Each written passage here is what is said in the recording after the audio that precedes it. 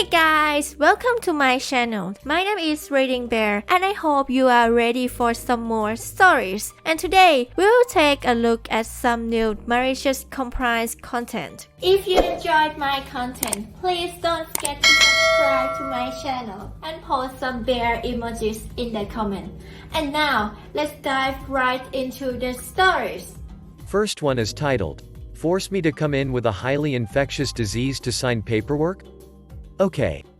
This story is pre-COVID and took place in 2013 when I went on a long and much-needed vacation. I managed to pick up a virulent disease. Initially we thought I just had a cold, then the flu. Eventually, as we flew back to the States and taking handfuls of anti-inflammatory meds to keep me breathing, we thought it was pneumonia or bronchitis. As soon as we arrived and got through customs, my parents were waiting and it was straight to the emergency room. There they gave me a deep swab and a doctor came in wearing a mask and face shield. They told me I had whooping cough. Apparently my TDAP vaccinations failed to produce a proper immune response and herd immunity had protected me until that point. My family in the waiting room who had taken me said another group of people in gear cave or and they sterilized the seat I'd been sitting in and every area I had gone through or touched. So I followed procedure and emailed my boss and let him know that I was very ill and what I had and wouldn't be coming in the next day. My boss forwarded the email to our human resources department and they contacted me saying that I needed to come in to fill out the FMLA paperwork and to bring a doctor's note. I asked if it was okay to just email them the forms and they said, no, the forms had to be filed out in person. The HR rep was quite insistent on this. Cue malicious compliance. So the next day I dragged myself in, coughing, ill, and virulent to the office. My boss and director were both there and they were horrified to see me and both wanted to know why I was there. I explained that HR demanded I come in and that I had a 9 a.m. appointment with them. Needless to say, they were not pleased and our office manager began lysoling everything, including me. My meeting got moved up to 8:05 and while I was meeting with the HR representative to get my benefits in order, they were meeting with the HR director to sort things out and express their irritation with HR's face-to-face requirement. I finished shortly after and went home. Their meeting lasted a bit longer. The end result was that everyone in HR and my department got nasal swabs and the office was shut down for a week for cleaning and a test period. We also got a new office policy that if you are sick with a deadly and highly infectious disease, you must email the documents in and can sign from home rather than having to show up. I was told that I wasn't in trouble as I obeyed company policy and did exactly as instructed. Edited to add, no one at work got sick. A few weeks later we figured out where I got it from. The night before I left on the trip I went to a karaoke bar. My friend's aunt and parents were there. Her aunt is an anti-vaxxer from a different state. We were all sharing food and the karaoke controller. 3 of the 20 of us got sick. My vaccine completely failed me, one had minor cold-like symptoms, and the third thought she had a mild flu. My friend's mother had to fly out to California as the aunt was hospitalized because of pertussis and they thought she was going to die. She made it however, but has greatly reduced lung capacity. I didn't make it out unscathed and have extensive lung scarring from being sick without treatment for nearly 3 weeks. Next one is titled, "You Want a Ticket? Fine. You get a ticket." First, a little background. I work at a big online company that does lead generation for real estate, and prior to COVID I was working on our tech support team. But for one reason or another, not relevant to this post, they decided to move me and my teammates to the success team, a similar job but less tech-y. This happened on March 16th, the day we became work from home. Now, I realized pretty early on that I was never actually removed from any of the support roles access. I could still view things I shouldn't. Like, oh, say how many tickets they had open. In my day, we would finish all of our tickets in a day, to the point where we would watch Netflix and fight over inbound calls. At this time they had over 3,000 open tickets. I'm a very nice person, very customer-oriented, so instead of adding to the ticket queue and making the customer wait a month or 2 for an answer, if they'd called into the success team I would try to resolve their issue now if I could. instead of sending them to the support team like I was technically supposed to for tech support. But not this customer. This customer called in, screaming. And I'm good with de-escalation, I am. I tried to explain that I could help if she'd let me. I tried to explain that I used to be part of the tech team. Heck, I even tried giving her their phone number because that is a faster way of getting help. But no. She just kept screaming at me to put a ticket in for her because she is having notification issues and she needs a ticket put in because her notifications aren't working, literally broken record style. Why she couldn't put the ticket in herself I have no idea, but you know what, ma'am? Sure. Absolutely. There you go. I just put that ticket in and I'm sure the tech team will get to it as soon as they can. They were 6 weeks behind in answering tickets at that point. I have no idea what happened beyond that, since it is a fairly big company, but I'm sure she called and screamed at someone else when the ticket wasn't answered right away. Still made me laugh though, because her issue was a fairly easy one to fix that I could actually have fixed for her in about 5 minutes if she'd have let me. But instead, I did what she asked. And put in a ticket. Next one is titled, "If that's how you answer my question, that's how I answer your question." A few years ago, one evening, I parked in a strip mall to make 2 stops, large retail store and thrift store.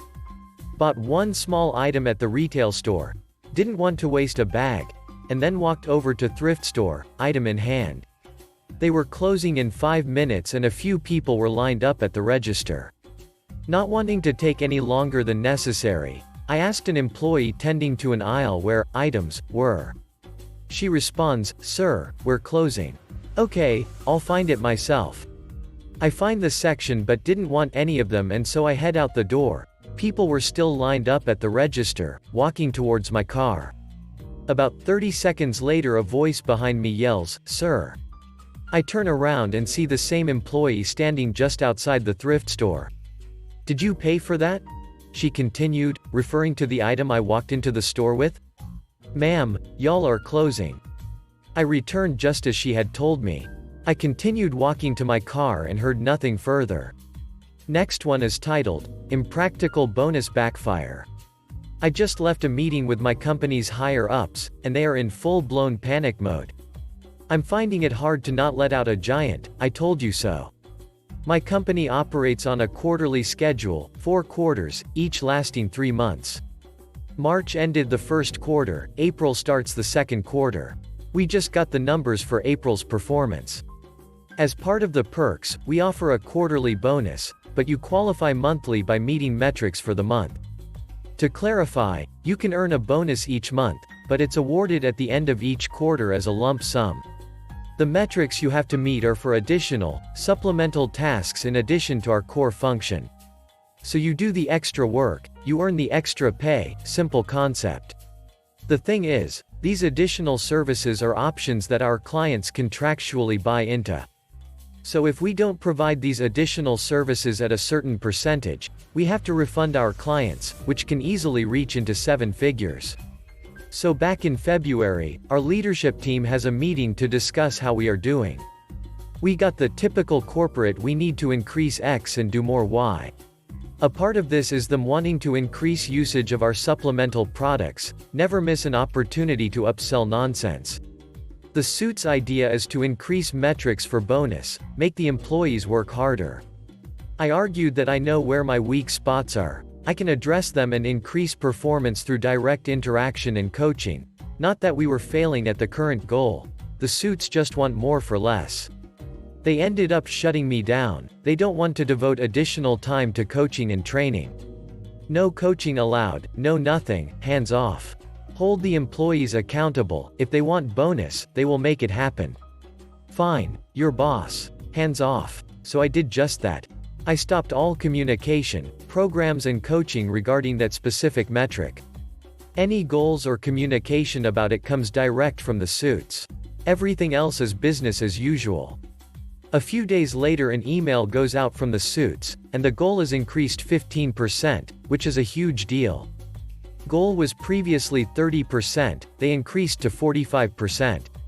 The thing is, meeting this goal was already a huge pain that interferes with our core function. It wasn't unrealistic, but you definitely have to earn it. The increase made it borderline unrealistic. If only someone would have said something. To make it even better, the bonus includes roughly 10 other metrics that are mostly afterthoughts. If you miss one metric, you are ineligible. Guess what happens? The frontline employees are overwhelmingly demotivated. I get the numbers back for April. Not only did that one metric bottom out, so did every other metric tied into the bonus.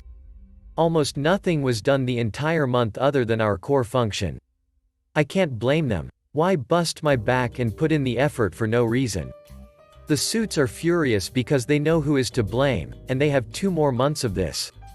They can't just haphazardly change the goalpost in the middle of the quarter. The damage has already been done. They might have saved a few labor hours and a few dollars on bonus payouts, but at the end of the quarter, they are estimating the payout to our clients to be over $3 million a month for failing to provide contracted services. Something completely preventable. Additional info. There have been some questions about the actual job function and how this works, so I will give a lateral example from another industry. What we do works the same way. Say an employer offers a 401k or retirement account as part of their benefits. They contract an outside company to provide that service. That's the company I work for. We provide a specific employer benefit. We service the employees, but the employer is our actual client or customer. The main job function would be managing the retirement account. But we also have an entire staff of dedicated financial counselors. We can offer you an upgraded service plan that offers your employees use of the financial counseling services.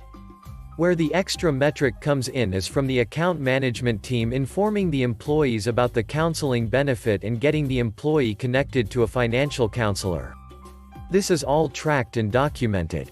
The employer agrees, but adds the stipulation that if the financial counseling services are not being utilized, you owe a refund for the extra cost.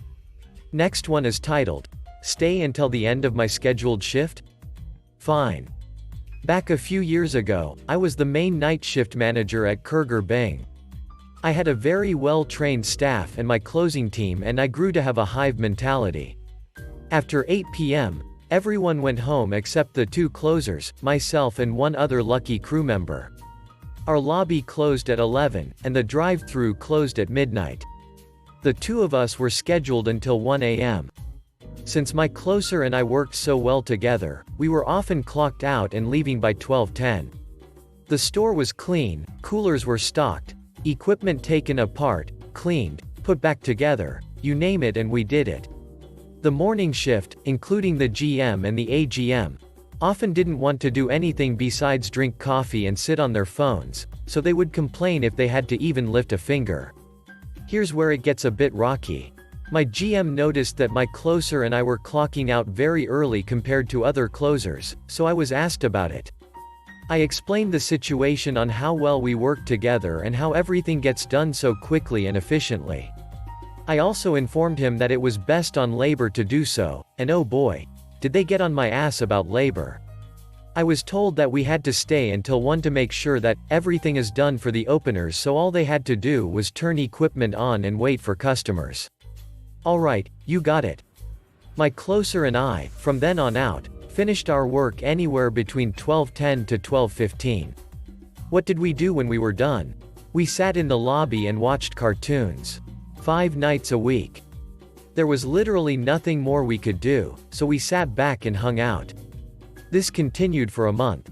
One night, my GM walked in at 12:30 to check on us and was furious. I told him, "Hey man, do a walkthrough of the store and tell me what we should be doing." He proceeded to check everything. When he was done, he walked up front and said, "Go home. Start leaving when you're done." Yes, sir.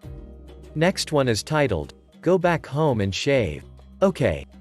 Another story from years ago at McDonald's.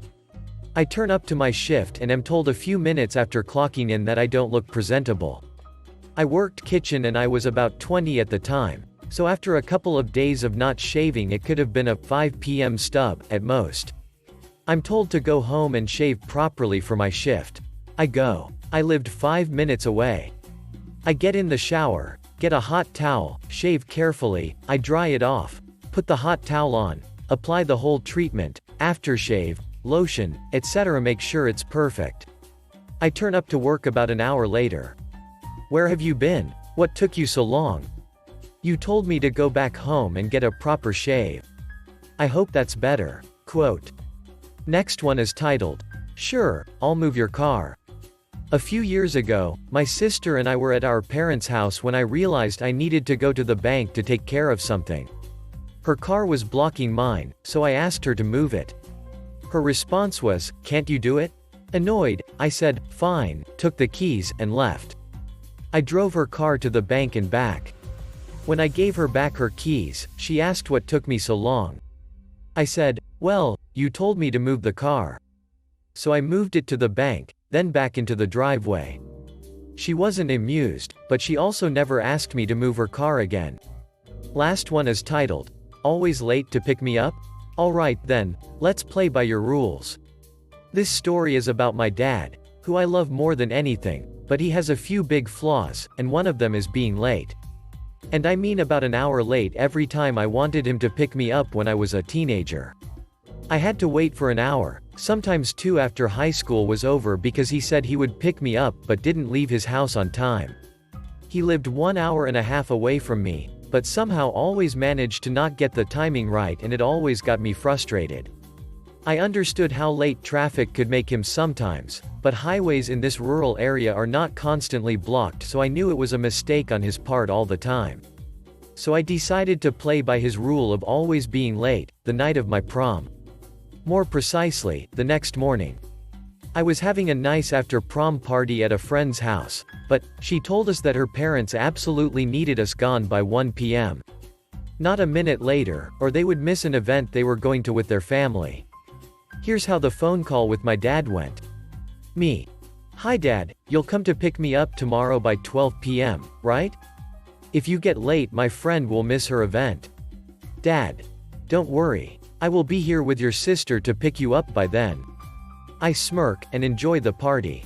I explained my little scheme to my friends and we all laughed. Worst case scenario, I left an hour early, which wasn't that bad. We slept soundly that night until like 11 a.m., and around 11:30, I get a call. Yep, you would have guessed it, it's my dad. More precisely, my sister talking since my dad is driving. Sister. Hey sis? HHM, we're going to be late. We just left the house. Me. I know, that's why I said be here by noon. I actually had to leave by 1 p.m., so no need to stress. My dad was listening due to the phone being on speakers, and I could hear his classic wheeze laughing. I left 15 minutes early and my dad started being less and less late after that. Thanks for listening.